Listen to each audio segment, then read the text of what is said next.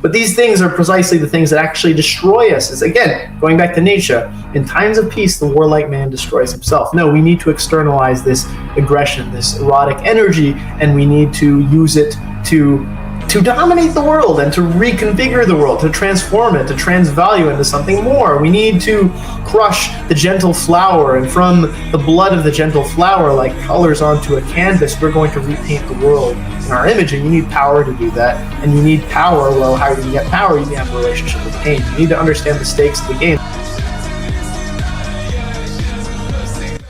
So what's a Legionaries? Today, I'm going to be discussing Ernst Jünger's On Pain.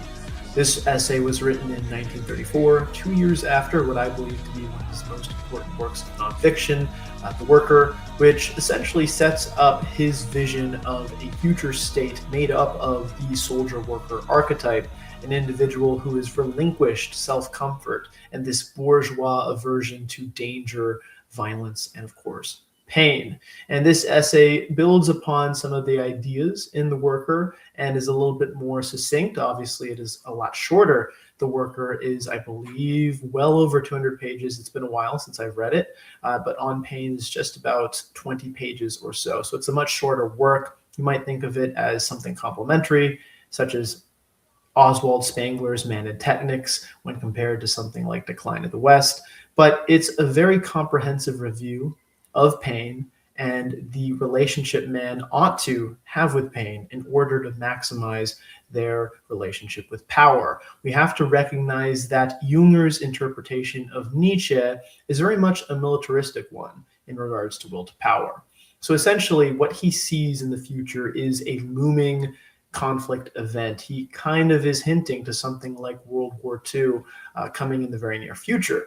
And he sees life as fundamentally agonal. It is fundamentally a competition of different competing wills represented in polities that are fighting for power. And warfare is the normal state of man. If anything, this abstraction, this illusion of lasting peace and progress is false. And it's something that we've convinced ourselves in modernity. We've convinced ourselves with this bourgeois lifestyle, which attempts to relegate pain, as he says, as we'll see, because we're going to be reading this essay, relegating pain to the fringes of experience, to something in the realm of chance, something that might happen, but hopefully won't. It's interesting because the last solo video I did was an analysis of Nick Land's Kant, Capital, and the Prohibition of Incest, which is also really a commentary on Kant and the Enlightenment in their effort to try to distance our epistemological inquiry from alterity, from the other, from the noumenon. And similarly, pain almost replaces alterity, replaces the noumenon as something that modernity, which of course even Jünger will say is defined by the Enlightenment, is attempting to excise from our inquiry. We should not have a relationship with pain. In fact, the good is whatever allows us to distance ourselves more so from pain, to again relegate it to the fringes, something we don't have to experience. And a lot of the mantras of modernity that you'll see with the types such as John Rawls, many liberal thinkers, is reducing the most amount of suffering for the most amount of people, or in the case of Rawls, it's would you live in a society, or let's construct a society that you would live in if you were the lowest common denominator. So a lot of the push of modernity is to relegate pain, to relegate suffering to something that we'll try to avoid, we'll try not to experience it. When in reality, what Jünger wants to build out in this essay is viewing pain as something that heightens our ability to exert our will onto the world, in this case, through the worker state, which we'll get into a little bit as well, although I will do a more comprehensive video on the worker in the future because, like I said, it's one of Jünger's most important works. But when we think of the worker contra the bourgeois, this essay is largely going to go into what differs in their relationship with pain. So right away in an essay like The Worker, I guess you could still call it an essay, though it's really a book, it's so long, there is a chapter that's largely dedicated to the bourgeois attitude towards violence and war, where to go to war, there has to be some sort of material justification initially, which on top of that is then thereafter morally justified. So you'll often see that bourgeois nations can only go to war for self-defense or to promote democracy. There's some sort of moral ideal when in reality it's to fulfill some material condition. So you might argue that this is a reductive, I think, argument, but you might say, for example, something like Iraq was just for oil. Now, maybe as part of it, though, obviously there's a larger geopolitical struggle going on that not forced, but that led us to say that Saddam had WMDs that he definitely didn't have and invade Iraq. But even with the material conditions, the material justification, which let's just say, again, reductively, is to get cheaper oil, to secure energy resources, we still have to create a moral justification. So that moral justification becomes, we're going to fight for democracy. We're going to topple this regime that houses terrorists and trains terrorists and all this, and we're going to get rid of their WMDs. That's another thing. The WMD argument kind of goes into this idea of self-defense. And then we have the moral argument as well that, oh, we're supposed to promote democracy. Well, which one really is it?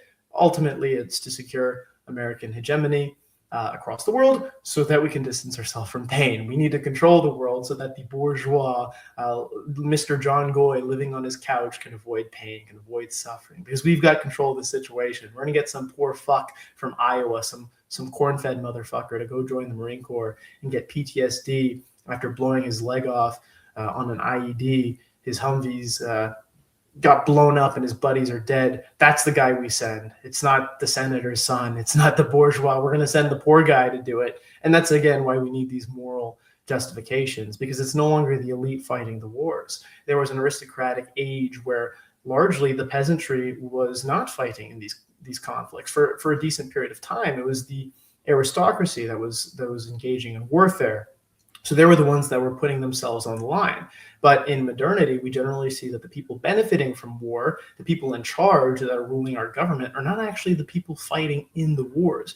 And this is kind of a recent phenomenon in the United States, going as not that far back as World War II. Obviously, we had presidents like Eisenhower that came out of that war. So there was still a connection between our political class and our military class. And a little bit before that as well, you'll see many great generals that became president. Of course, the most famous would probably be George Washington. A not so good president like Ulysses S. Grant became the president. Like, this was very common. Andrew Jackson. You have all these military figures. So there's almost this military political merchant caste in the United States. But the point being is that the people starting the wars, benefiting from the wars, were also fighting in the wars. They played a role. And in bourgeois modernity, that's no longer the case. So they have to create these moral justifications to experience pain, to force the generally some form of proletariat to go off and fight in these wars and experience pain. Well, you're experiencing pain because we have to, it's self-defense, or you're experiencing pain because we need to give these poor Iraqis democracy. There has to be this moral justification. Whereas with the worker, they don't abstract their reason for going to war. They are an instrument of the polity. They are a soldier worker archetype. They're ready to self-sacrifice on behalf of the polity, because what matters fundamentally in Junger's worldview is, well, if life is fundamentally a struggle for power, it's this agonal arena of competing wills, then what we ought to do in our construction of a polity is make it so that it is most effective at warfare, it is most effective at exerting its will onto reality on the geopolitical stage. So the soldier worker archetype, and later on I'll give my critique on why I think Jünger was incorrect in some ways, though of course I'm a student of Jünger. I love his works from the nonfiction to the fiction. But I do have critiques of his perspective. But fundamentally, if life is in its foundation a struggle for power, then by creating a state made up of these instrumentalized human beings who have maximized things like technology in becoming instruments of power for the state, we are going to most effectively fight these wars and come out on top. Whereas he says, well, the bourgeois is this individual that generally is a member of the polity for some form of self-interest. And you see this in the United States today. Somebody writes their name on a piece of paper, they say some words, and now they're a citizen. They may not have any skin in the game. I have ancestors who came here in 1650 from Kent, England, that fought in the Revolutionary War. I have ancestors that fought in the Civil War, World War I, World War II. I have skin in the game. You have people with no skin in the game who come here and become an American because they sign a little piece of paper. And what does that piece of paper essentially say? It says that they can use America to increase their pursuit of happiness, their material interests. They can make money. That's what we are now. We've been reduced to an economic zone in modernity because that's what a polity is. A polity is what can maximize your self-interest. That's what a polity is to these modern liberal Democrats. That's what it is. Let's reduce suffering. Let's make money, yada, yada. And it's all bullshit because at the end of the day, what Jünger is saying is life is a struggle for power. What kind of person is going to proliferate if life is a struggle for power? And unfortunately, I think he was slightly wrong in seeing which power ultimately prevailed in the 20th century, however, with caveats. But before we go into On Pain, the essay itself, I guess the last words I'll say, because I am drawing on, and though this is still an essay, it's not too long, it still might take me a while to read through it all. So we don't want to take too long. I'm trying to keep this video under 3 hours. So I guess the last things I'll say are about Ernst Jünger himself. Well, who was Ernst Jünger? And he lived almost through 3 centuries. He was born in 1895 in the German Empire, and he lived all the way to 1998 and passed away at the age of 102 in Western Germany. Actually, no, it wasn't even Western Germany anymore because it was 1998. So it was the German Federal Republic already by that point. So I misspoke. But of course, he's kind of most famous for his World War I memoir, A Storm of Steel, which I read a long time ago as well. And what is, I suppose, so enticing about that memoir is how graphic, how vivid his descriptions are, how real they are. He, in a very gentlemanly way, hints at an affair with, I believe, a Belgian woman at one point. He talks about brutality alongside beauty. He talks about seeing a young girl in a puddle of her own blood, dead. But he also talks about once the artillery shells stop firing, a very deep quiet comes over the trenches and he hears the birds singing. He talks about the valor that he witnessed in his brethren, his comrade in arms, and how at times over half the unit would have fallen down charging against enemy lines. And there's a brilliant quote from Storm of Steel that I'm going to pull up that I'll read out just because it's so profound, or even if it's not profound, it just sounds so badass. The men were standing, rifle in hand, as though carved in stone, their eyes fixed on the ground in front of them.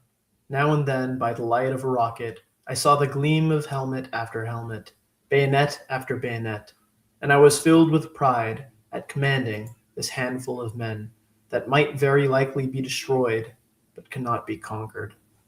And that's just such a powerful quote. And it just, if you were in the military like me and you enjoy violence, controlled violence, I enjoy martial arts, then that really gets something going inside of you. It taps into this primordial desire for violence that I think we all have, and that we ought not to sublimate too deeply into our inner psyche. We ought to express that. We ought to give it an outlet.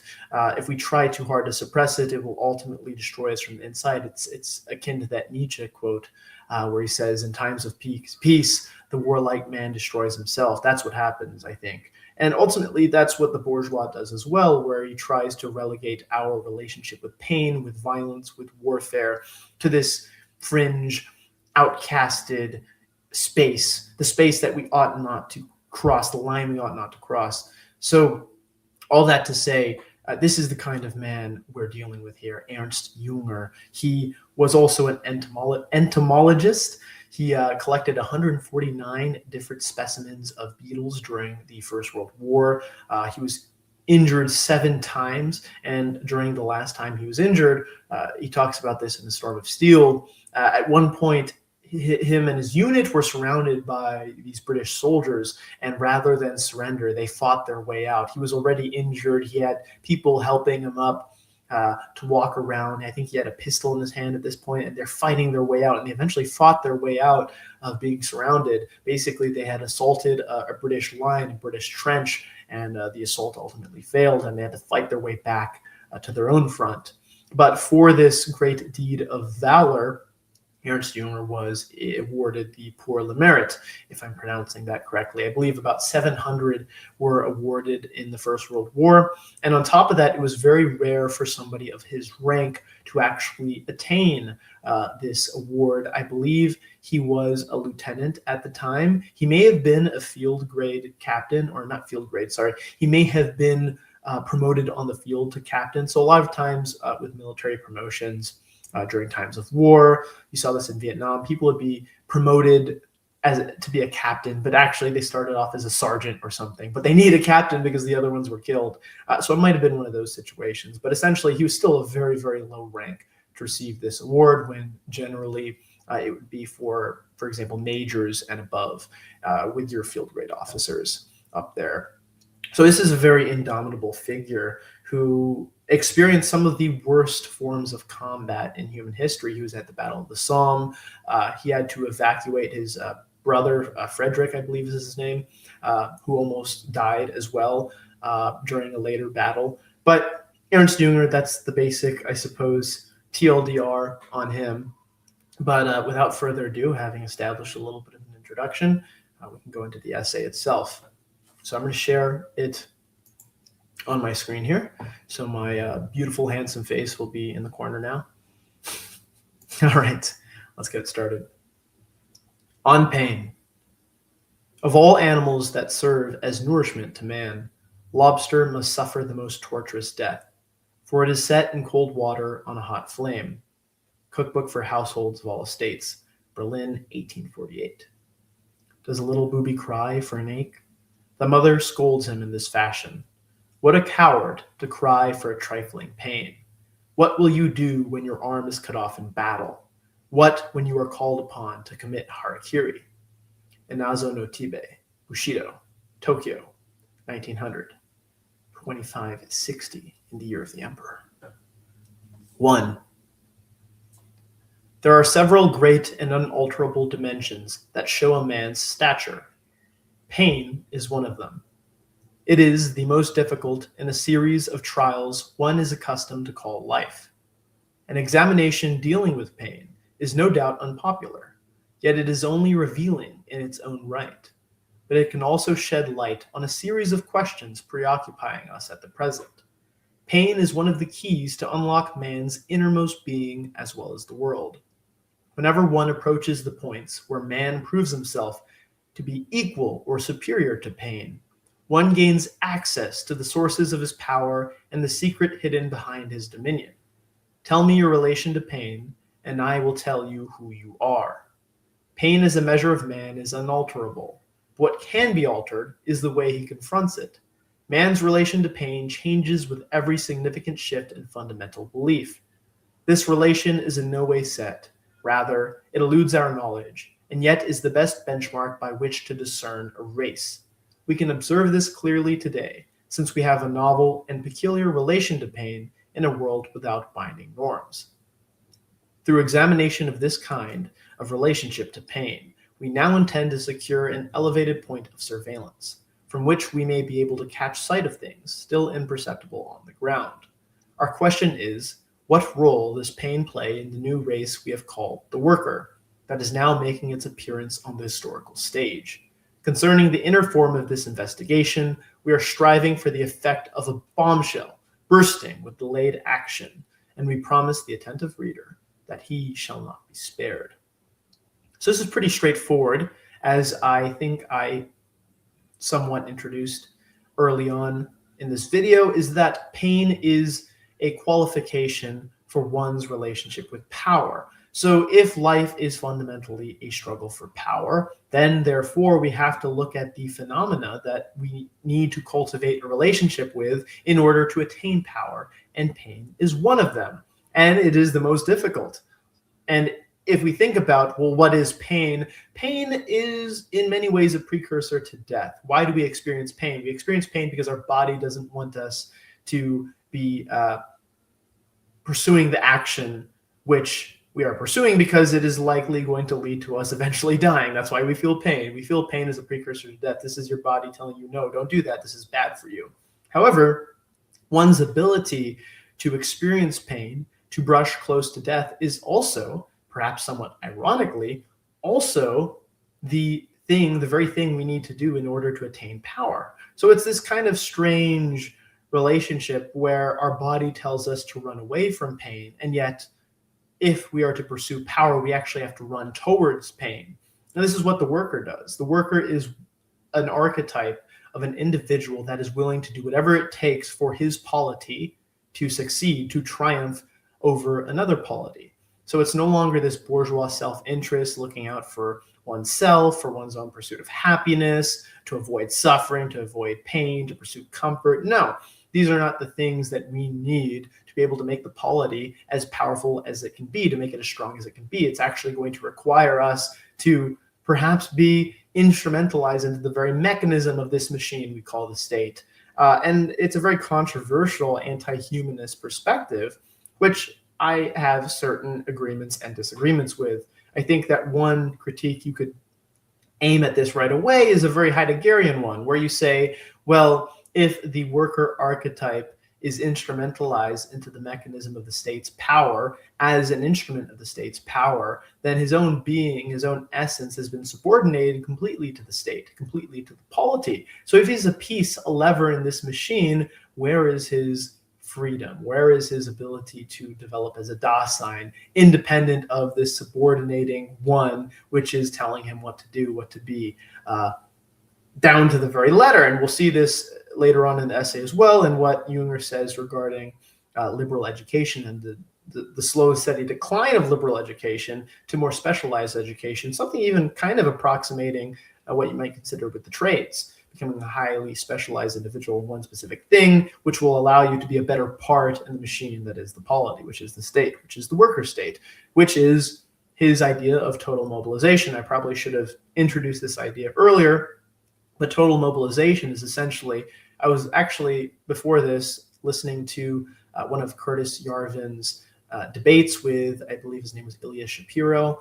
Curtis Yarvin totally manhandled him, but that's another matter. But one of the things that Yarvin was saying regarding capitalism is that it's sort of this thing where you're trying to, actually it wasn't about capitalism, it was more so why a country and a business are somewhat similar, but it relates to capitalism. But he was saying it's with your assets, basically using your assets to accrue the most amount of capital. I think it was something along those lines. That's what a business tries to do. It tries to make profit based on its assets. It tries to use everything that has at its disposal, all its capital, in order to accumulate more capital. But applying this to the state, you can kind of see a similar argument. Well, replace capital with power. Now we're trying to create the most amount of power based on the most amount of assets we have available, and capital plays into this as well. So the total mobilization is taking everything we have and sort of Pareto principling it, where we're going to make sure we're maximizing the efficiency of our state by using everybody in an area that they are most skilled at, getting them to be highly skilled in a specific thing, working like a lever in a machine. And together through total mobilization, we're going to create a state that is able to exert itself in this agonal arena in the most efficient and best way it can. So no more self-interest. It's all going to be about self-sacrifice. However, I do have certain critiques of this perspective, and largely I think the 20th century gives a fairly decent rebuttal to his prescriptive. However, I do think there was a lot of value to it as well. But let's move on. Let us direct our attention first of all toward the peculiar mechanics and economy of pain. The ear becomes anxious when it hears the words pain and mechanics together. And this is because the individual has a desire to situate pain in the realm of chance, in a zone one can avoid and evade, or at the very least need not be subject to according to the laws of necessity. But if one musters up the inner distance necessary for examination of this object, such as the standpoint of a doctor or a spectator in the galleries watching the gushing blood of gladiators from foreign lands, one soon senses that pain has a sure and ineluctable hold. Nothing is more certain and unavoidable than pain. It resembles life's inescapable shadow, or a grist mill, grinding the grain ever finer and with ever more incisive rotations. The ineluctability of pain's hold stands out with particular clarity in the observation of the smaller processes of life condensed into short time intervals. The insect at our feet, winding its way through the thicket as through the depths of a jungle, seems threatened to an unimaginable degree. Its tiny path resembles a train of terrifying encounters. On both sides, it confronts a vast arsenal of obstacles and trenches, and yet this path is but a likeness of her own. Surely we are apt to forget this relation in times of refuge. We are reminded of it immediately whenever the elementary zone comes into sight. We are embedded inextricably in this zone, and we cannot evade it through any kind of optical illusion. We feast and stroll, like Sinbad the sailor with his wayward followers, on the back of an enormous fish he mistakes for an island. Enchant media in vita springs from a sentiment aware of this threat. We also possess exceptional images of how life is surrounded and engulfed by pain in the impressive paintings of Hieronymus Bosch, Bruegel, and Cranach, whose significance we begin to appreciate again today, and which only a short time ago were considered absurd inventions. These paintings are more modern than one believes, and it is not by accident that technical skill plays such a significant role in them. Many of Bosch's paintings, with their nocturnal conflagrations and infernal flues, resemble industrial landscapes in full operation, and Cranach's Great Inferno, on display in Berlin, contains a complete array of technical instruments. One of the often recurring motifs is a rolling canopy, with a large, shining knife jutting out of the open. The sight of such devices evokes a special kind of horror. They are symbols of a mechanically disguised assault that is colder and more rapacious than any other.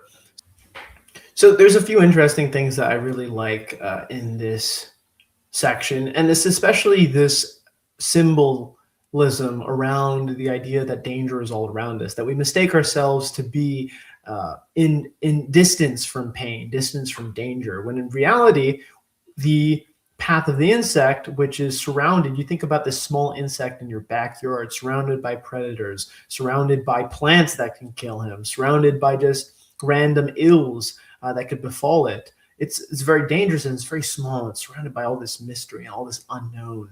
It's terrifying. And we think, oh no, we're in this safe, we have our homes, we have our front door, which is locked, we have our ADT security, we can call the cops if we need to.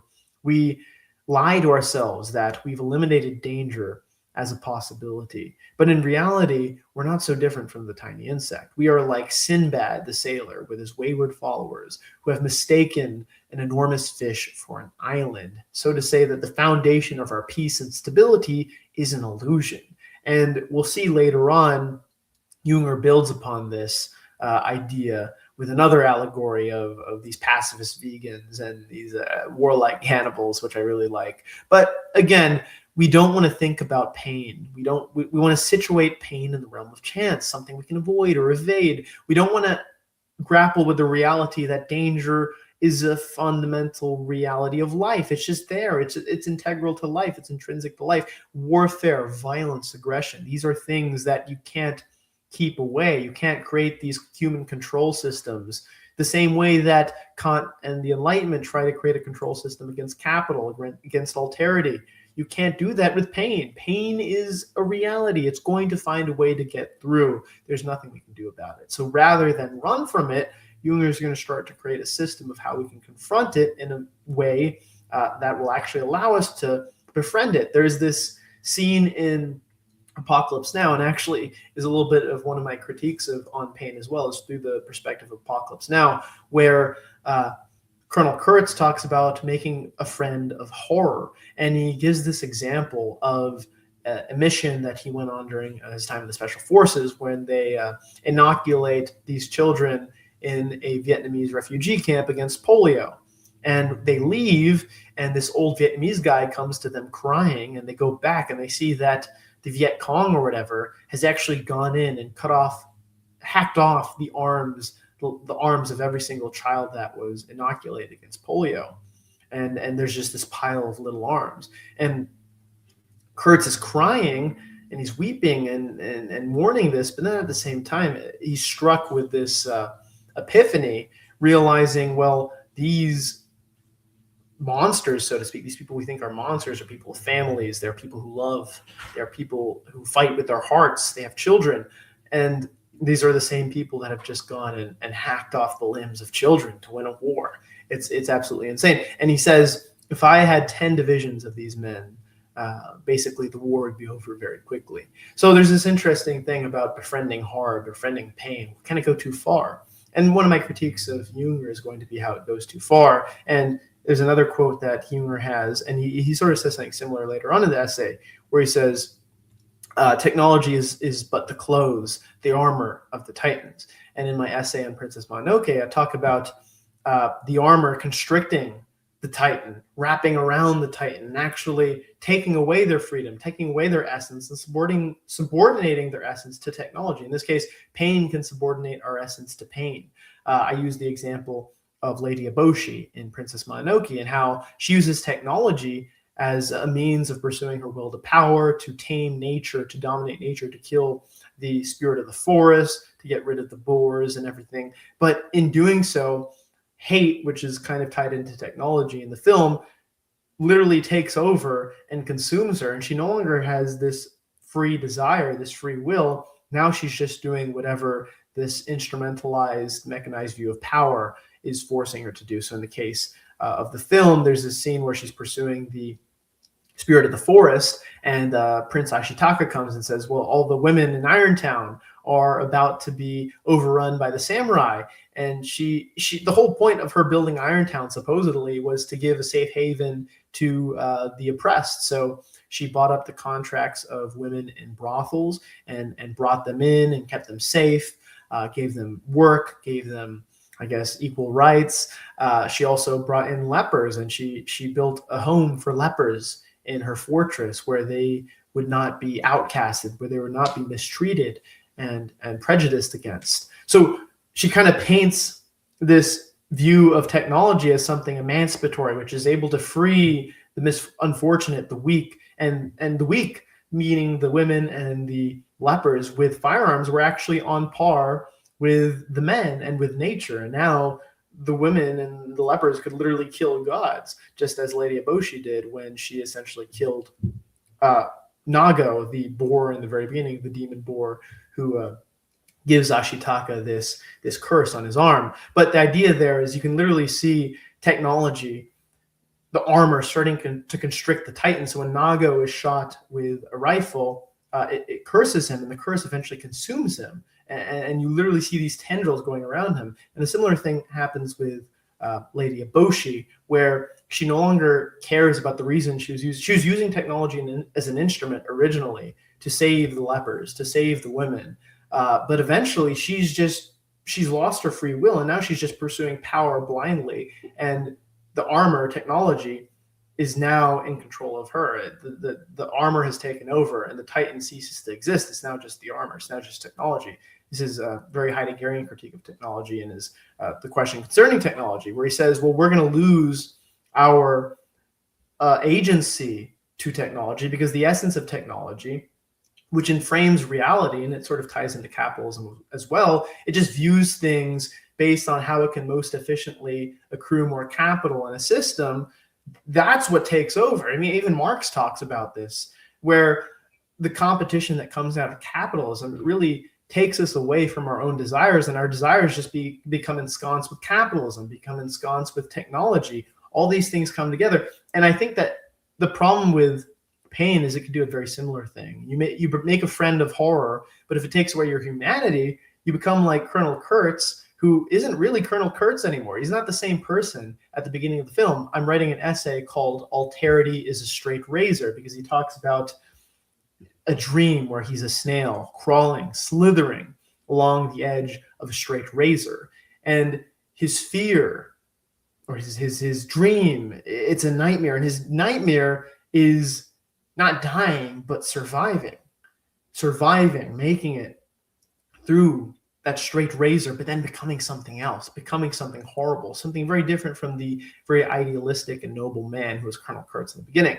And I think that if you enframe yourself with pain too much, pain as an armor of the Titans can actually end up taking over.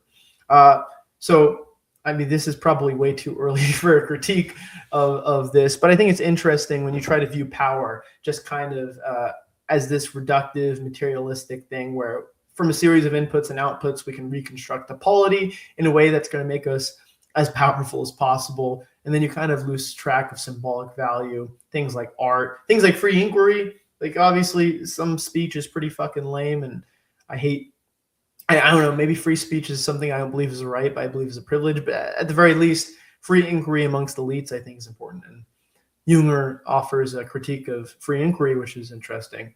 But we'll get into all this. I probably showed my cards too early, but whatever. Paine's disregard for our system of values greatly increases its hold on life.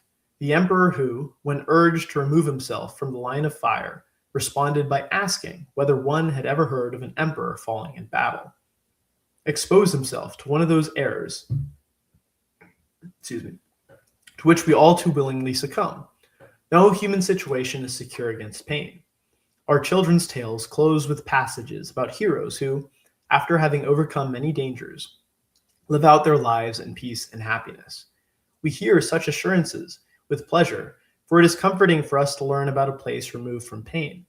Yet, in truth, life is without any such satisfying end, as is evidenced by the fragmentary character of most great novels, which are either incomplete or crowned by an artificial conclusion. Even Faust closes with this sort of contrived literary device. The fact that pain repudiates our values is easily hidden in times of peace. Yet we already begin to reel when a joyful, wealthy, or powerful man is stricken by the most ordinary afflictions. The sickness of Friedrich III, who died of routine throat cancer, evoked an almost incredible sense of astonishment. A very similar sentiment can seize us when, observing a dissection, we encounter human organs indiscriminately perforated or covered with malignant tumors, indicating a long individual path of suffering. The seeds of destruction are indifferent to whether they destroy the mind of a numbskull or a genius. The scurrilous yet significant verse of Shakespeare speaks to this sentiment. Imperious Caesar, dead and turned to clay, might stop a hole to keep the wind away. So really quick, before I go into that, I'm realizing now that it's going to be very annoying to have to read everything. So I think I'm going to start to just read the important lines of passages and then summarize the rest of these sections. But essentially, pain does not discriminate. And this is important because what Jünger is going to talk about here is that no amount of enlightenment, rationalism, or intellectualism or progress is ever going to take us away from the reality of pain. Intellectualization doesn't get rid of the fact that there's somebody trying to kill you, that there's people that want to kill you, there's people that want to take what you have. This is all very important. Pain does not discriminate. You can be the most moral, good, wholesome chud in the world, but it doesn't fucking matter. You can still die of throat cancer. You can be the wealthiest person in the world. No amount of wealth can protect you from the reality you're going to die one day. Or on top of that, that someone can come and kill you. I mean, look at what happened with this Luigi Manzioni situation, whatever. This was a long time ago, but there's some CEO, millionaire CEO, pop. That's all it takes, right? Or even presidents. I mean, look at the case of Charlie Kirk, right? Boom, just like that, you could go. Look at the case of JFK. Boom, just like that, you can go. So it doesn't matter who you are. We're all susceptible to pain and danger, some of us more than others, but ultimately, pain does not discriminate. It comes for us all in different forms. And therefore, no amount of intellectualization and progress can ever take us past the reality of pain. This is something I think the left gets wrong and why they attempt to redirect their desire for violence inward. This is something I talked about Todd McGowan. This is a very Zizek'ian reading of Fight Club, where they want to internalize their violence. And I think it comes from this lack of recognition that people want to kill you. People don't want you to have your way of life. I mean, look at the Muslim world, for instance. We look at the radical Islamic world. They don't want you to live. They think you're kafir. They think you're someone that has to be subjected to either a jizya tax or converted forcefully or just killed, right? I mean, there's not this aversion to murder when it's in service to Allah, it's in service to your God, right? To some people, we're just a dumb goy, right? You know, you think Israel cares about the fighting American man who goes to Iran or previously to Iraq or previously to fight ISIS. Now, they don't give a shit. We're all just material to them, right? So we can try to distance ourselves from pain, from violence, but there's people that want to kill you. And there's people that don't care if you die. They see you as capital. People see you as capital. Most of the elites in this country see you as capital. And at the end of the day, we can pretend this and that. Oh, we're progressing. We're enlightened. We can and we can direct our violence inward and get rid of internal or not get rid of, but to try to illuminate our internal contradiction and get rid of this pursuit of power, which is this abstract fantasy thing. No, at the end of the day, there's just the reality of life, and the reality of life is that someone points a gun to your head and he pulls the trigger, you're going to die. And that's true of the elites that are keeping us down as well. That's true of our enemies as well. We can affect the same amount of punishment and aggression and violence upon them as they can upon us. But people want you dead, or people don't care if you're alive or dead. So at the end of the day, we can do all this intellectualizing. We can do all this. So let's find out how to apply the best form of democracy, guys. No one gives a fuck. I mean, democracy essentially is just this system which props up the wealthy so that they can continue to put money into fucking super PACs. I mean, look at fucking 2016 with Bernie Sanders. The Democratic National Convention holds, they changed it a little bit recently, but in 2016, they held 15% of the unelected super delegates, meaning if Bernie Sanders was up by 5 to 10%, the super delegates could essentially still give the election to Hillary Clinton. They were talking about this beforehand. There were super delegates who were already talking with Team Clinton and talking about these different assurances, these different policies that would be pushed forward if she was elected. They were making deals in the back rooms. They were talking about big donors who they're going to arrange with her. Like this, the whole system was fucked from the beginning against Bernie Sanders, because ultimately there is no democracy. All there is friend-enemy distinction at the end of the day. And frankly, right, the friend of capital is democracy. They're going to find a way to make it work for them. So this bullshit conception of progress, if we just make democracy better, if we just define justice better, if we just define equality better, none of it fucking matters. It's all bullshit. At the end of the day, this is an agonal fucking struggle for power. This is an agonal competition. It's us versus them. Who is us? Let's define us. That's what you have to do. Define your friends. To my friends, I give everything. To my enemies, only blood. Only destruction. I will destroy my enemies. You know what I mean? And I'm an American, so that means my enemies are everywhere and envious of me. So granted, we probably have a lot of friends who are actually our enemies. Wink, wink. You know what I'm talking about. But anyway, the point being is that, fuck all this bullshit abstraction. Pain is everywhere. It repudiates our values of progress, as he's going to say better than I can. And at the end of the day, it's us versus them. It's fucking war. It's fucking violence. That's what it is. So anyway. So I do want to read this next part because it is important, and I'm not going to gloss over this next part. But during times we're apt to call unusual, the indiscriminate nature of this threat is even more apparent. In war, when shells fly past our bodies at high speeds, we sense clearly that no level of intelligence, virtue, or fortitude is strong enough to deflect them, not even by a hair. To the extent this threat increases, doubt concerning the validity of our values forces itself upon us. The mind tends towards a catastrophic interpretation of things wherever it sees everything called into question. Among the questions of eternal debate is the great clash between the Neptunists and the Vulcanists. While the past century, in which the idea of progress predominated, can be characterized as a Neptunistic age, we tend increasingly towards volcanic views. So what does that mean? Kind of what I'm saying is that no amount of reason, rationale, enlightened ideals are ever going to get past the fact that we desire power. Power is not an illusion, guys. It's not just this realm of the symbolic. If anything, the symbolic oftentimes actually negates our true inborn power. At the end of the day, power is real. Power is, I have the ability to kill you, or me and my friends have the ability to kill you, and we're going to exert that ability to kill you. That's power. It's not this bullshit, the phallus, family values, blah, blah, blah. No, it's the fact that I can kill you. That's power, guys. And it's me. It doesn't even always take convincing. I mean, you think that the March on Rome was about lying to the people and convincing them to do this, yada, yada. No, it wasn't. It was a bunch of guys that were happy to be fascists and were happy to march on Rome. They were happy to exercise their will to power. That's why the March on Rome happened, right? You think that in 1933 that the fucking SA and the SS. They were lied to about this symbolic value of power, right? The patriarchal phallus symbol, blah blah yada yada. No, it's the fact that they like to go out onto the street and beat up communists. I think we just have this aggressive tendency that we ought to really externalize rather internalize. When you internalize yourself, as Nietzsche says, you destroy yourself. We want to test ourselves. Yes, power does require recognition, but not in this Hegelian sense. It requires recognition in the sense of proving it to ourselves. I want to prove the strength of my power. I don't know that I have power. I may know I have strength.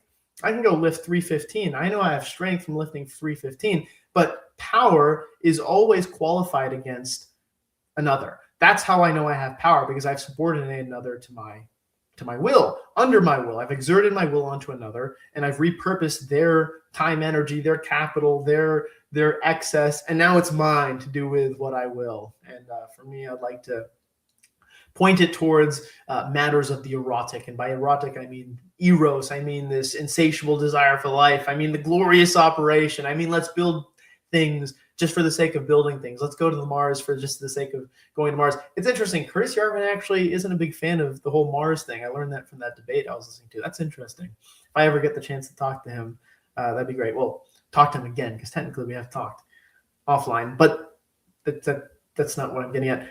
But what I think is, I believe in pursuing things irrational and symbolic. And I think a big difference between the right and the left also is around this idea of tragedy. I think there is this strong utilitarian bent in the left, more so than they'd even care to admit. I'm sure plenty of them don't want to consider themselves utilitarian. But ultimately, at the end of the day, they would view tragedy through this poor and bad light, something like Romeo and Juliet. They're these idiot, horny teenagers, blah, blah, blah. Well, no, it's so what if there were these idiot, horny teenagers? That's a story that's very evocative and that people like to listen to, whether they want to admit it or not. People love tragedy. People love it because there's something real about tragedy. It's about people going to the edge of experience. And to go to the edge of experience, you risk death. You risk falling. To go as high as Icarus did, he risked the fact that he might fall, and he did fall, but he flew higher than anyone else before he did fall. Do we worship that? Do we worship that trying? Do we worship that temporary ascent? Do we worship being Napoleon and being the most powerful man in Europe for a bit? Or do we say, oh, well, because he fell, that's what makes it bad. Oh, because Icarus fell, that's what makes it bad. It's called the myth of Icarus, not the myth of fucking Daedalus. We remember Achilles most above Hector and above even Odysseus. Achilles is the great hero of the Iliad because he went to the limits of human experience. He tested his power against everything else until he died, because he went to the very limits of that power. That's what it's not about seeking this. I don't believe it's this view of lack. So of course, I'm learning a lot about this now. The Zizekian Lacanian position of lack is that through language, we realize that we're an empty subject and there's no purpose for life, and that through fantasy, we convince ourselves of the illusion that we can actually attain the object of desire, the object of fantasy, that we can somehow return to this more whole subjectivity, and that's the role of fantasy. It's because we're lying to ourselves and we're making it seem that we can get the object of desire, that we can be whole again. No! And this is why Nietzsche's view of excess is superior, because the idea is that out of this pursuit, maybe you want to call it fantasy, I don't mind calling it fantasy, in the pursuit of that something more, in pursuit of the cosmic samsara, that we will never be, we will always have an insatiable appetite that will never be full, will never be satisfied completely, we'll never have eternal satisfaction. Well, that's beautiful, that's great.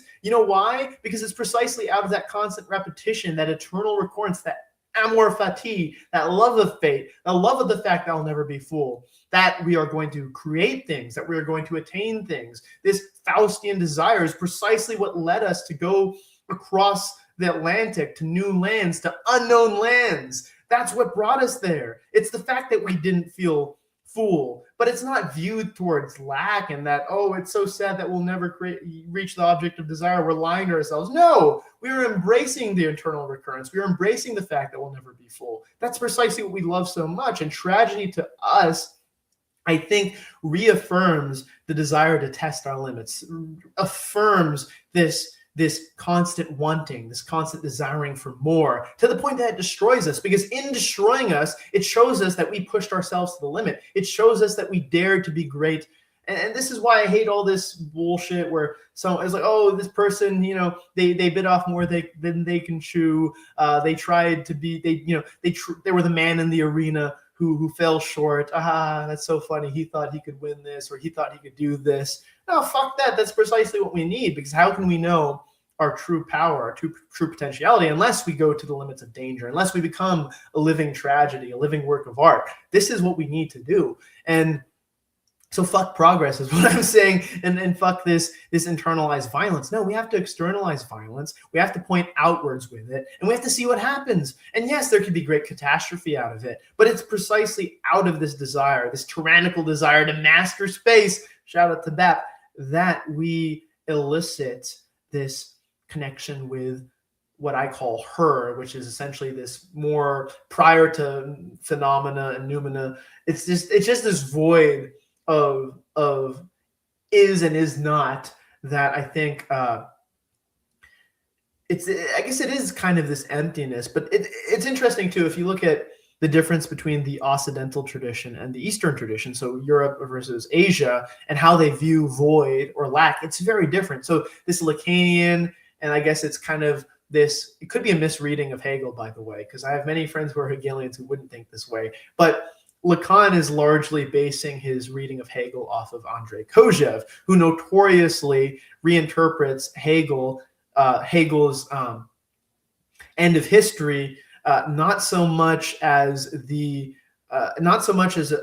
point of reconciliation, where we've realized through progress this, oh, now we've got it, boom. There's no reconciliation to Andrei Kojev's reading of Hegel. It's almost this existentialist reading where the realization of the absolute ideal through history, of Geist through history, is more so understanding that there's nothing there. It's more so a recognition of fundamental lack, that we're empty subjects. And through this realization, we could start to build a prescriptive of what Lacan would call traversing the fantasy, which is this sort of absurdist, existentialist sort of thing, this kind of Sartrean, where, we know we're never going to be full, so we're just going to find ways to traverse the fantasy towards this more emancipatory, non-tyrannical, internalized violence. No, fuck that. Let's externalize violence. Let's pursue the fantasy to the greatest extent, because it's precisely through that I think history actually does move forward. Movers of history. I mean, even Hegel, right? He would call someone like Napoleon a man of history. Napoleon couldn't illustrate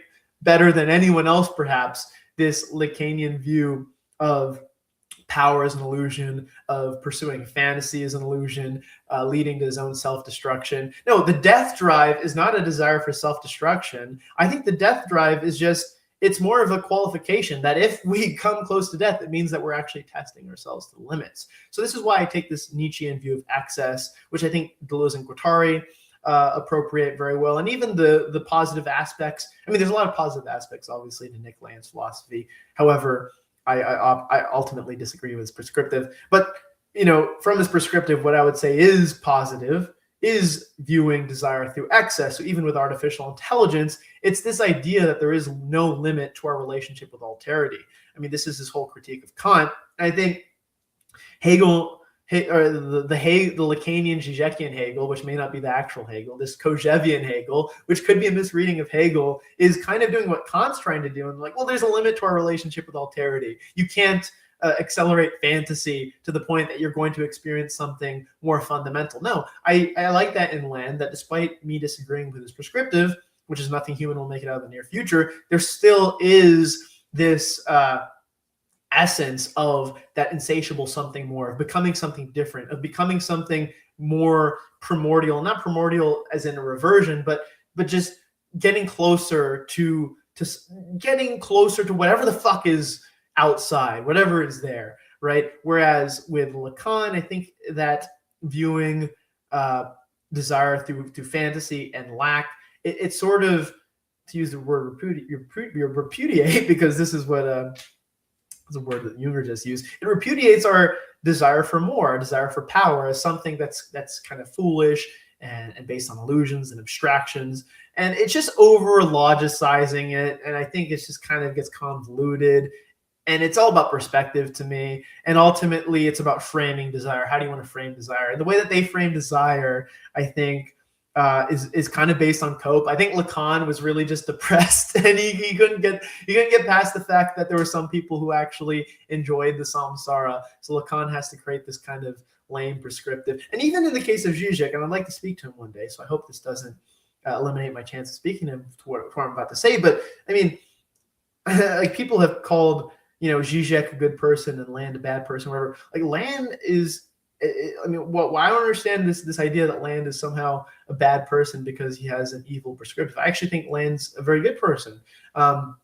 This is a family man, right? This is a guy who's like, doing pretty well now. Obviously, he's had his struggles in the past, but he's doing well.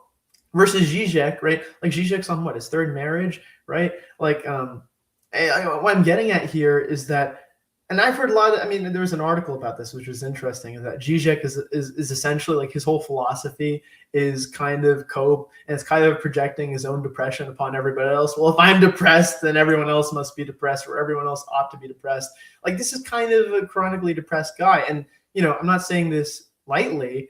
It's sad, but I'm saying, like, why should we trust his perspective of the world? Why should we trust Lacan's perspective of the world, or even Freud's for that matter? All these people are projecting their own desire, their own struggles onto everybody else. You can't universalize the human experience. This is a big problem with the left, both the orthodox and the hetero-orthodox Marxists, the post-left, the post-Marxists. This is a problem amongst all of them, actually, except for the Deleuze-Guattarians. I think they actually stray away from this, which is why guys like Alain Badiou will call it the fascism of the potato, the rhizomatic. So I think Deleuze and Guattari are not guilty of this. And even Foucault is not guilty of this either, I think. So props to them for that. But a lot of other leftists, what they'll do is they'll try to universalize the human experience and say that, because I think this way, everyone else must think this way. And they do this with the East versus the West and the view of void and the view of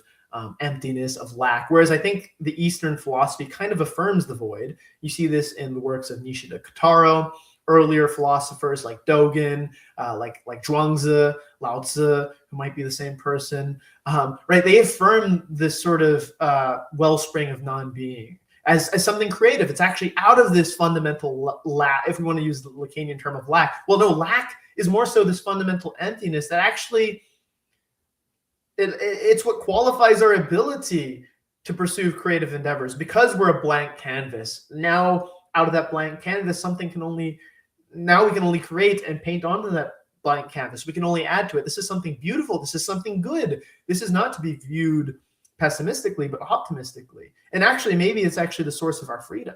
So I guess another argument that you tend to get from the Zizekian Lacanians is that there's no true free will. This is what we kind of talked about my episode with Todd McGowan. He said, well, the Spinozan view, and I think it's because if you view there as being this kind of fundamental essence that's moving through us, this fundamental energy, or in the case of Nietzsche, will to power, you don't have free will because you're only just the culmination of drives, that is will to power.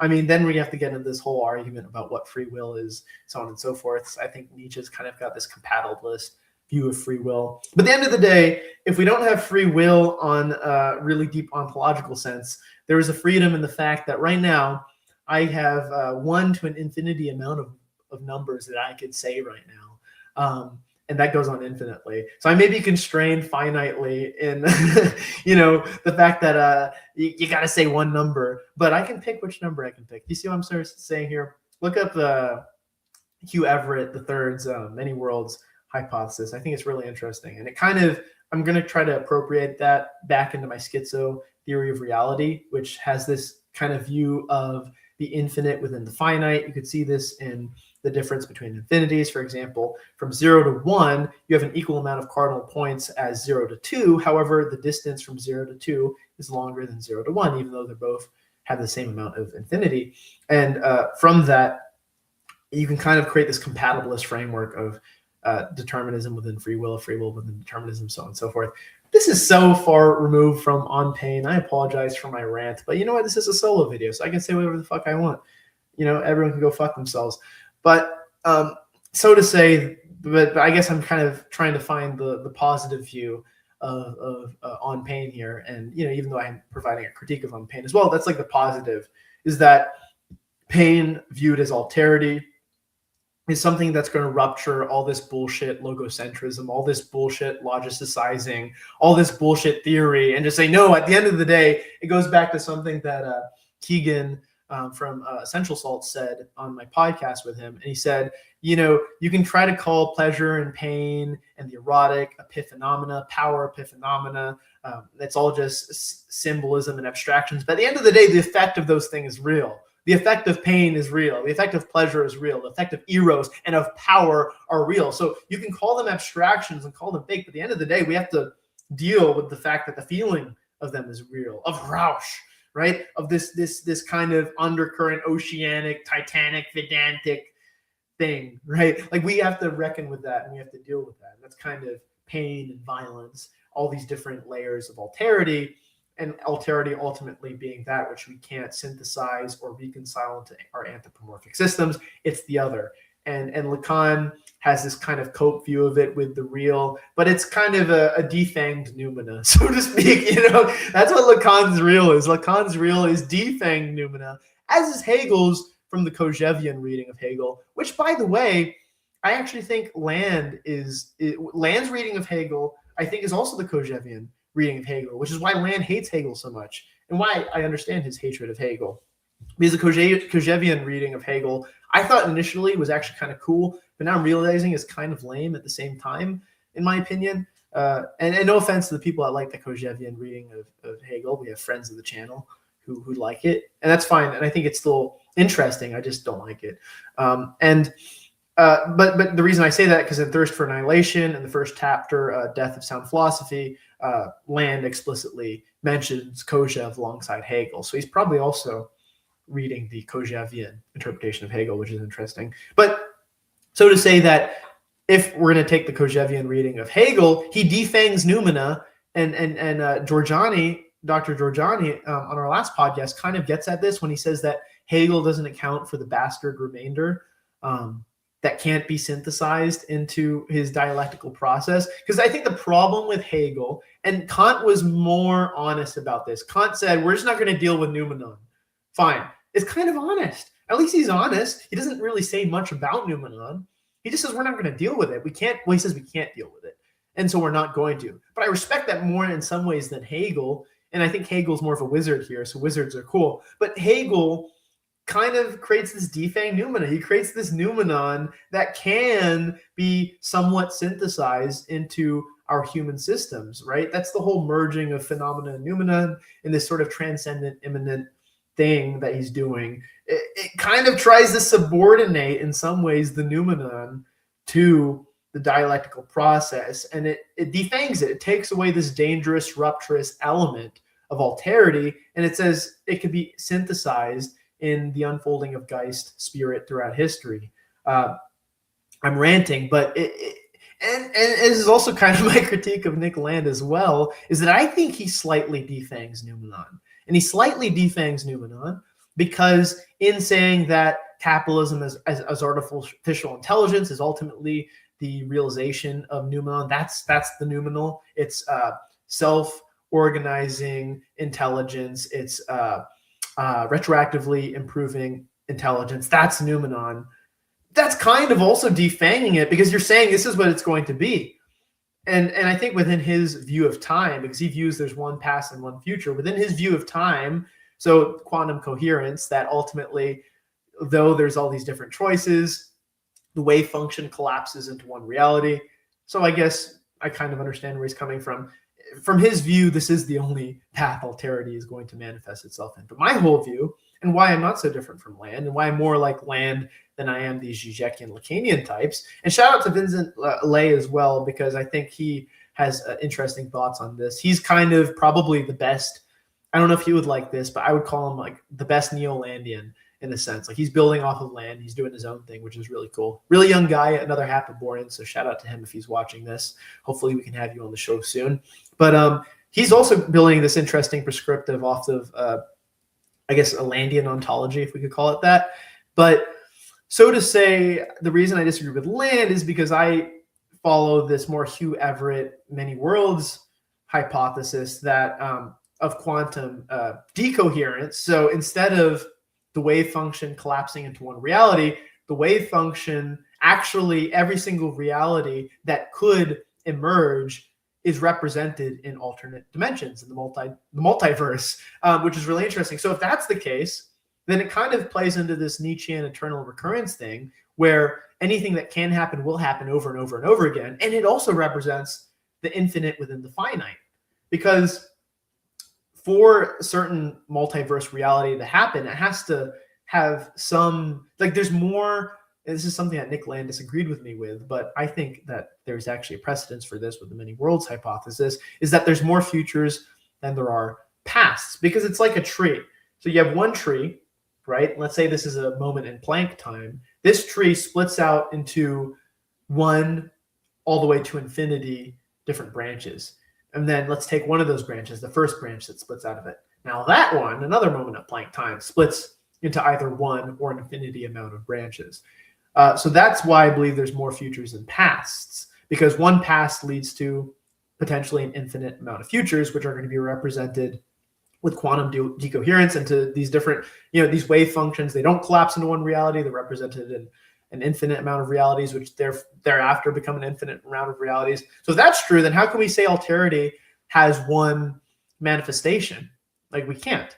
There's different manifestations, and you can only assert a novel universal prescription to alterity. And what I mean by that is, if Land was, I believe this would be more honest, said, well, this is what I think alterity is going to end up as. It's going to end up as capitalism, as artificial intelligence, which is why I've never really disagreed with him in the sense that it could happen. I just don't think it's the only path forward. Like, hyperstition in quantum decoherence is going to work in different ways, right? So to say that I think he also defangs Newman a little bit. See, with me, I admit I'm engaging in a Faustian bargain. I'm engaging in a gamble. I'm predicting one possible future. So I don't think I really defang Numenon. If I defang Numenon, it's only in this novel way, in the sense where I'm saying, well, this is what I think, or this is what I want it to be. So I think I have actually, a more honest view of the future than almost anybody else. And maybe that's a form of insecurity, because I can't commit to one future that I think is going to happen. So Nietzsche would be like, read more Ecce Homo, brother. Like, I'm the best ever, blah, blah, blah. No, that's not how I roll. If I'm the best ever, it's going to be through consequence. It's going to be because I say, I'm going to beat you. This is why I love mixed martial arts. It's very easy to say I was better than someone. It's because I fucking beat them. I tapped you out in front of your family, and they watch the blood rush out of your eyes, and you be choked unconscious, and your legs spazzing, and your tongue out. That never happened. I released after they tapped, I'm an honorable warrior. But what the fuck are we talking about? Anyway, to move forward in the essay. What a wild fucking episode. Y'all are going to love this, aren't you? Hopefully. But where were we? So he goes on to sort of talk about how, in seeing archaeology, actually it's interesting, he said archaeology is actually a science dedicated to pain, because you see all the empires that fell, and that if they fell, that means you can fall. And there's this guy, Amir Musa, who talks about how great his life was. Oh, I have all these women and children and horses, and I married all these princesses and virgins, and I have all these palaces, blah, blah, blah. Actually, did he say palaces? I don't know if he specifically said palaces. He ravaged. Oh, no, I guess he infers that he had palaces, because death is the ravager of palaces, and the terminator of delights, and the separator of companions, the destroyer of the great and the small, and the infants and the children of mothers. Pain does not discriminate.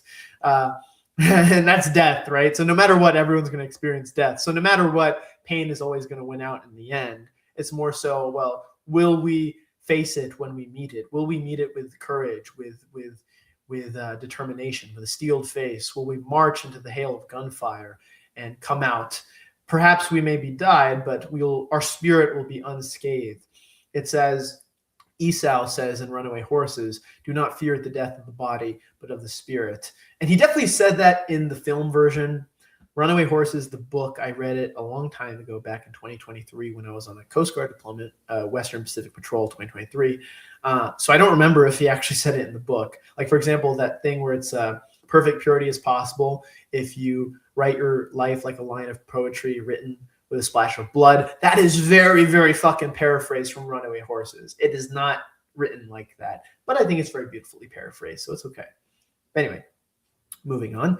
And then he talks about our anxiety of knowing destruction is coming, and how a market of people who quacks and magicians and sectarians who come out and say, "Oh, I have a potion which is going to make you resistant from the plague." There's an economy of trying to avoid pain, essentially, and trying to avoid danger that emerges in these pre-apocalyptic foreboding prophecies. And he talks about cosmic ice theory, which is this pseudoscientific theory that the fundamental material foundation of reality is ice or something like that. And there's this gas thing, which is bringing the moon closer to the earth, and it's going to smash into us and we're all going to die.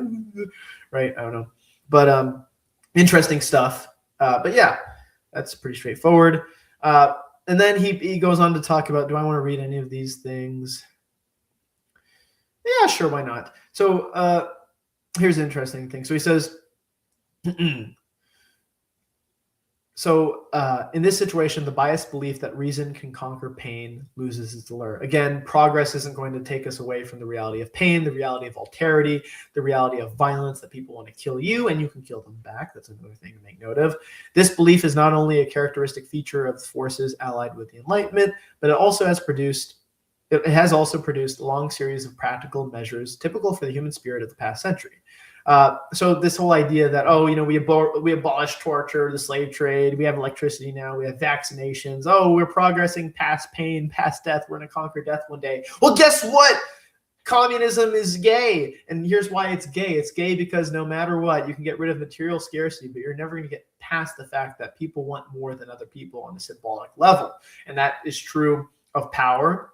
It's also true of romance and love. You can't force Stacy to marry the incel chud. How many times have I to say this? Marxism is rape. It's rape because ultimately, no matter how much you can get rid of material scarcity, you're never going to get rid of sexual scarcity. And the fact that there's only a certain amount of partners for a certain amount of people. And on top of that, hypergamy motherfuckers, right? Like, you got to be handsome. You got to be handsome Chad to procreate. And the fact is, you're not. You're a fucking incel chud. You're John Goy in your room whacking off to eye porn. And frankly, you're going to be the first person in the Gooner pods. But of course, I'm not talking to you guys because John Goys don't watch my channel. The only people that watch this channel, besides the John Goys who are criticizing, are legionaries who are not going to go in the Goon pods or will disembowel themselves on the White House lawn in Minecraft if they realize they're not strong enough to reject the Gooner pods. But you, legionary, who's watching, who's looking into my eye right now, you're watching this video because you intend to reject the Gooner pods, because I'm not talking to you when I say you're John Goy. I have, shout out to this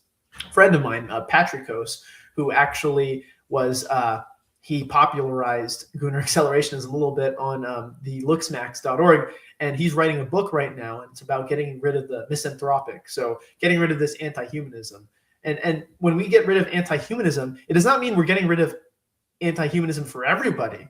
We're getting rid of anti-humanism for the few who are shackled by the many. There are the few that are shackled by the many, the people who can become the overmen of the future, who can become the Ubermensch of the future, who are shackled down by the John Goys of the world, by the last men of the world, by the bugmen of the world, who want to keep us down. It's the tyranny of the pathetic, ugly majority, right? That's kind of what democracy is. Those aren't the people that we're trying to rid of the misanthropic. They are precisely the reason we have the misanthropic. This anti-humanism is only an anti-humanism of the lower. And I forget which one of my friends in Saltykov Waffen said this. You can say in the comment if I forgot. It was either Roman Hale or Anathema or Third Position Classics, but they said nothing plebeian will make it out of the near future, and they shouted me out. That's right, nothing plebeian will make it out of the near future. This was my whole advocation of Gooner accelerationism in my conversation with Tony Chamas of One Dime Radio, is that I'm not giving up on people. I don't even think I'm giving up. I'm just prioritizing we who hail Mithra, who are part of the new cult of Mithra, the new legion of New Rome. Those are the people I'm prioritizing. Those are the people that I'm speaking to right now to inspire, to prepare themselves to reject the Gooner pods. So I don't view my prescriptive vision as pessimistic. I'm just prioritizing the people with beauty in their hearts who can actualize that beauty in the future. Those are the people I'm prioritizing. Those are the people I believe in. So at the end of the day, right, we're not progressing past alterity. We have to cultivate a relationship with alterity. You do have to befriend horror, and horror has a face, but you have to make sure that horror doesn't enslave you to its essence. you have to retain your subjectivity. And that's precisely what Captain Willard does in Apocalypse Now. And I'm going to be writing an essay, Alterity is a Straight Razor, about Apocalypse Now, on pain, and other such topics. But let's continue. Here's a good one. Since the war's end, the denial of pain as a necessary fact of life has experienced a late revival. These years display a strange mix of barbarity and humanity. They resemble an archipelago where an isle of vegetarians exists right next to an island of cannibals. An extreme pacifism, side by side with an enormous intensification of war preparations. Luxurious prisons next to squalid quarters for the unemployed. The abolition of capital punishment by day, whilst the whites and the reds cut each other's throats by night. Excuse me. Fuck. All this is thoroughly fairy tale-like and reflects a sordid world in which the semblance of security is preserved in a string of hotel foreigners. I'd say this exactly perfectly encapsulates the view of the left. They don't realize that there's people out there who want to kill you, that there's wars going on right now. As we speak, Hezbollah and Israel are fighting. Our own country and Iran are fighting. The Russians and the Ukrainians have killed more than 1 million between the two of them since the war started. War is all around us. You can never get rid of war. The Chinese are preparing for war. They're preparing to become the world hegemon. We can't let them do that. Why? Because we're not them. It's not because of morality. It's because it's us versus them. It's friend-enemy distinction. However, we do have to get rid of many of the so-called friends in our country who are actually enemies, who pay off politicians to support policies which don't actually prioritize the American empire. So there's a lot of work we got to do. But the point being is that we are becoming like vegetarian pacifists, adjacent to an island inhabited by warlike cannibals who want to kill us. And we forget the reality that we can kill them back. And that if they're going to try to kill us, we have to kill them first. And that's, I think, a large distinction of the left and right as well. It's not just their view of jouissance. It's not just, you have to ask yourself, okay, well, why does the right get a jouissance from externalizing their violence against the other? Maybe it's because the other is actually bad and wants us dead or wants to change our way of life. Maybe it's because they actually are bad. Maybe it's because we shouldn't have unlimited immigration into Europe. Maybe it's because the European people should retain their cohesive ethnic and cultural identity. I don't know.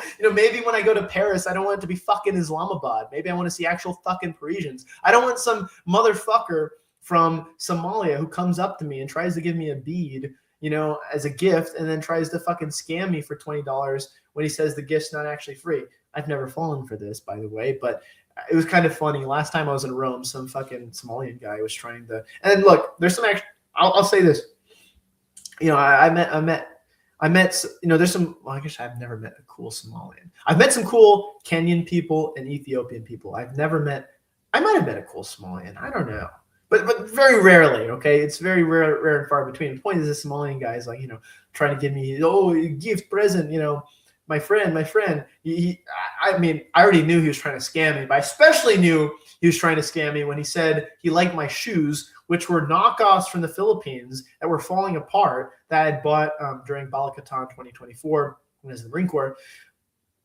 You didn't like my shoes, buddy. These shoes are fucking falling apart. So I lied to him. I'm like, I'm from the Philippines. Because I'm like, okay, if he thinks I'm from the Philippines, he thinks I have no money because I'm going to be some poor Filipino, right? Which is funny. But the fact of the matter is, I don't want to fucking deal with that when I go to Rome. I want to see Italians. I want to see fucking young Chads venerating their ancestors of Augustus and of Trajan and of Marius and of Sulla and of Scipio Africanus. I don't want to see some motherfucker from Somalia trying to hassle me for some money. When I went to Luxembourg, I shit you not, 90% of the people outside at night were not Luxembourgish or Belgian or French or German. They were African migrants. So you know what? Maybe it's not good to just fucking let the other walk all over you. Maybe it's not just because there's a jouissance and pretending that we have an enemy that's not there. Maybe the enemy is fucking there and they're trying to ruin our way of life. Maybe we need to fucking fight back. You ever think of that? So I don't know. That's the point I'm getting at. Don't let the warlike cannibals eat you alive. Look at the rape gang increase. I mean, you know what? Fuck this. This is a mask off moment. Like, you want to pretend, everything's good, all this view of migrants doing crimes is fake. What would the fucking rape gang increase? 250,000 little girls were raped across, the past 2 decades by tens of thousands of fucking predominantly Pakistani and Muslim men. Like, that's fake? That's not real? And the police The police knew about it. They didn't fucking do anything about it. I mean, this is a mask off moment. You know what? Fuck that. Fuck all this other shit. The other is there and the other's trying to kill you. Pain is at your doorstep. How are you going to fucking confront pain? Are you going to be the vegetarian pacifist? Or are you going to let your enemies intensify their war preparations? Or are you going to stand at the gates and hold fast like that Roman legionary in Pompeii who perhaps it's all doomed, perhaps Gondor is going to fall, but no, the white tree will not fall. No, Gondor will not fall. We'll stand there and fight to the last man and win, by the way. You know, there is a day where the strength of man may fail, but it's not this day. This day we fight, so on and so forth. But, you know, it's all like, fuck this, fuck all this bullshit. Oh, no, it is happening. The war preparations are happening, and ultimately, it's not about jouissance. It's about survival. Right? So alterity is there. Alterity is knocking on our doorstep, and we have to fucking do something about it. And I sure am not just going to sit aside and let it happen. And I hope the legionaries will join me in endeavoring to defend the civilization which nursed us like the wolf who nursed Romulus and Remus, the strength that came from that milk and which led to the blood of the Sabines and the blood of the other Italian tribes and the Etruscans, and that blood from those different tribes, those different peoples from the Umbrians soaked into the earth and grew the crops which nourished the future generations of Rome. The future legions of Rome were nourished from the vegetation fertilized by the blood of Rome's enemies. So fuck everything else. We're going to fucking win. New Rome, baby. So, oh, man. Anyway, how much do I want to talk about this next part? This is interesting, I guess, but I'll just summarize this. I don't think it's worth really needing to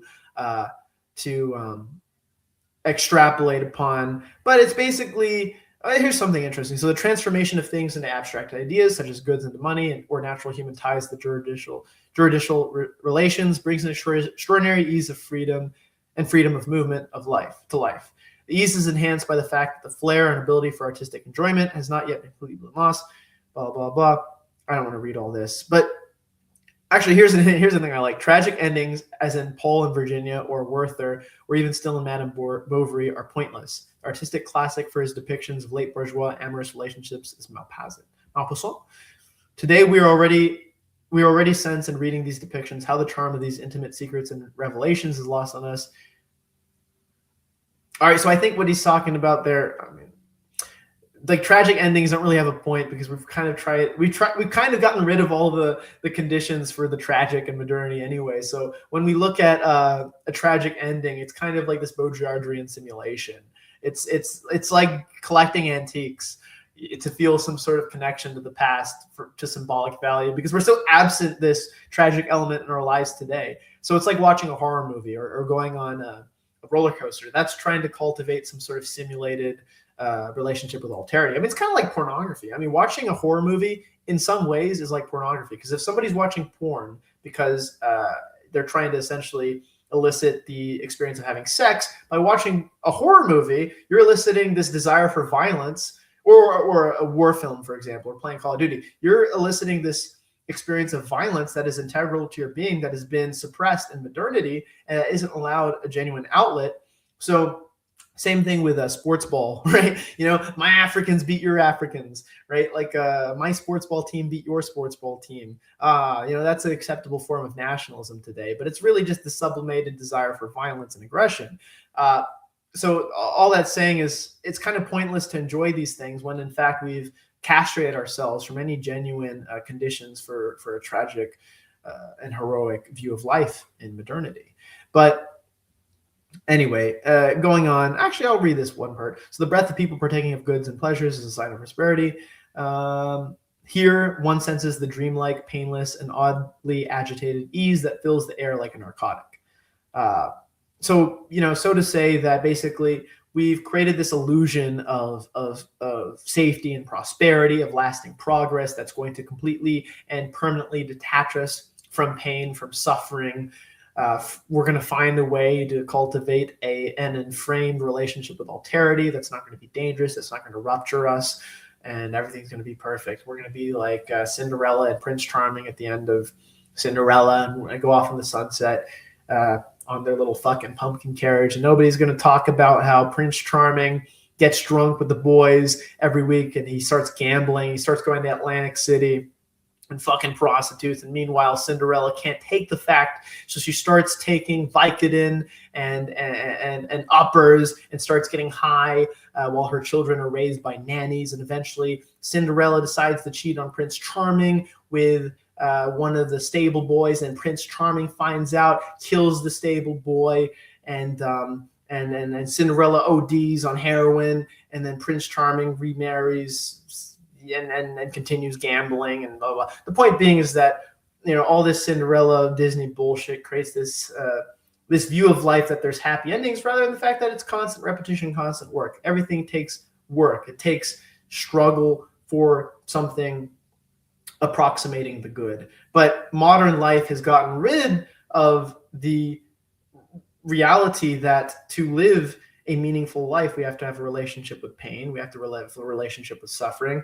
But it attempts to excise that relationship with all these things and create this realm of again, painless and dreamlike prosperity. But these things are precisely the things that actually destroy us. It's, again, going back to Nietzsche, in times of peace, the warlike man destroys himself. No, we need to externalize this aggression, this erotic energy, and we need to use it to dominate the world and to reconfigure the world, to transform it, to transvalue into something more. We need to crush the gentle flower, and from the blood of the gentle flower, like colors onto a canvas, we're going to repaint the world in our image. And you need power to do that. And you need power. Well, how are you going to get power? You need to have a relationship with pain. You need to understand the stakes of the game. There's a reason why I think our military was better when these people ended up running the country. We were run by warriors. Now we're run by pathetic well, not losers, but we're run by bureaucrats, pathetic bureaucrats who've never stepped foot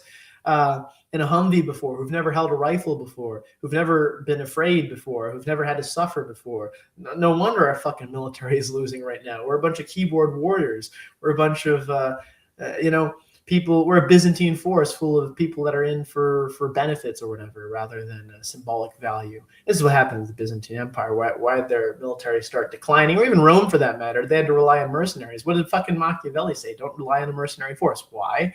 Well, there's probably a good fucking reason for it, right? So anyway, geez, you'd think that I just did a bunch of lines of coke, but I didn't. I took 4 of those. They're kind of like pseudo bullshit nootropic pills that Joe Rogan was shilling on his show once. I take those. They don't really do much, but maybe it did something. I don't know. And some Ceylon tea. No claim, however. Wait, let me redo that. No claim, however, is more certain than the one pain has on life. Where people are spared pain, social stability is produced according to the laws of a very specific economy. And by a turn of phrase, one can speak of a cunning of pain that never fails to reach its aim. At the sight of this state of widespread comfort, one is prompted to ask immediately where this burden is born. As a rule, one will not have to go far to uncover the pain. Indeed, even the individual is not fully free from pain in this joyful state of security. The artificial check on the elementary forces might be able to prevent violent clashes and to ward off shadows, but it cannot stop the dispersed light with which pain permeates life. The vessel, sealed off from pain's full flow, is filled drop by drop. Boredom is nothing other than the dissolution of pain and time. Trying to stop alterity from leaking into our perfect, safe, enlightenment, bourgeois human control system is like trying to build a dam against the ocean. It might work for a little bit, but eventually Hurricane Helene, big fucking tsunami is going to come along, the dam's going to burst, and then what happens? And then it's worse than if we just let the ocean occasionally push storms onto the coast in the first place. It's going to be worse because all that water is going to build up. It's going to explode like a geyser into us. It's going to be like Coke in a Mentos bottle. Oh, here's an interesting part. So,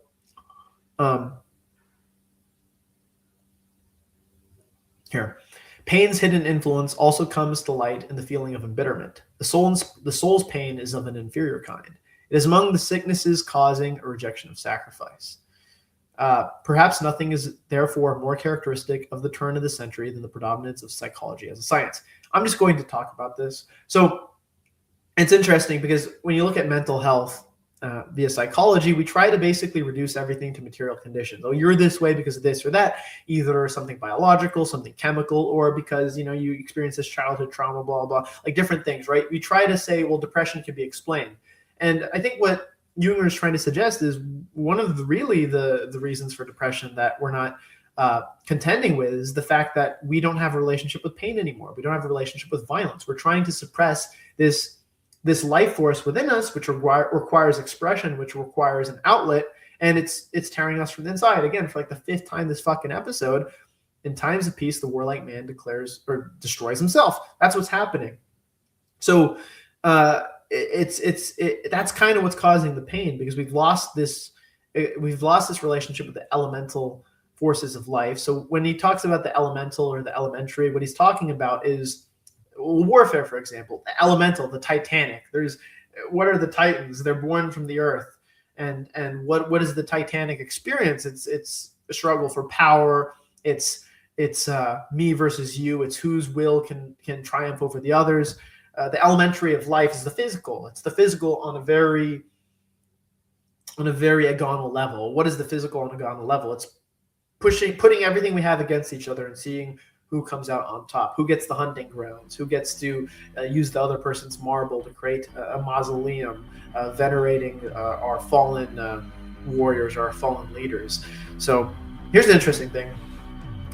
So a big thing about this essay is where he talks about there's this modern cold exercise of violence. It's not necessarily that life has become less violent, but in trying to control violence or trying to control pain and trying to relegate pain to fringes, we've kind of tried to trickle it into other ways and say, well, this isn't, in ways that aren't as painful. So for example, procreation, he talks about the attack on the unborn. So abortion, essentially. I mean, if you think about abortion, I mean, millions of people have had, I think, like, I don't know how many it is in the past 100 years, like, I don't know, 50 million, babies aborted in the past 100 years or something like that.